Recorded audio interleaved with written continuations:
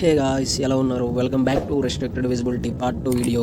Friends, part 1 లో train journey మంచు పడడం, అలానే మన చుట్టూ ఉన్న ఊళ్ళల్లో మంచు పడడం. అండ్ ఫ్రెండ్స్, మీ అందరికీ డౌట్ వచ్చే ఇలాంటి సిచ్యువేషన్ లో సముద్రంలో జీరో విజిబిలిటీ టైంలో షిప్ ని ఎలా నడుపుతారో అనేది చెప్తాను. అలానే దేని సహాయంతో ఇంకో షిప్స్ ని మేము చూస్తాము కూడా చెప్తాను. ఈ వీడియో లాస్ట్ వరకు చూడండి. ఇలాంటి టైంలో రాడర్స్ అనేవి ఇంపార్టెంట్ రోల్ ప్లే చేస్తారు. అక్కడ తిరుగుతూ ఉన్నదాన్నే రాడర్ అంటారు. అన్ని రకాల షిప్స్ లో కూడా మీరు చూడగా రాడర్ అంటే ఏంటో తెలుసుకుందాం. మీరు చూస్తున్న వీటిని రాడర్ స్కానర్స్ అంటారు. వీటి ద్వారా మా పక్కన ఉన్న ఏవైనా ఆబ్జెక్ట్స్ కానీ, మాలాంటి షిప్స్ కానీ, air craft, aeroplanes, fishing boat వంటి పొజిషన్ ఎంత స్పీడ్ లో వెళ్తున్నాయి, ఏ డైరెక్షన్ లో వెళ్తాయి అని మేము రాడర్ స్కానర్ ద్వారా తెలుసుకుంటాం. ప్రతి షిప్స్ లో మీరు ఈ స్క్రీన్ లో మా షిప్ యొక్క పొజిషన్ కూడా చూడొచ్చు.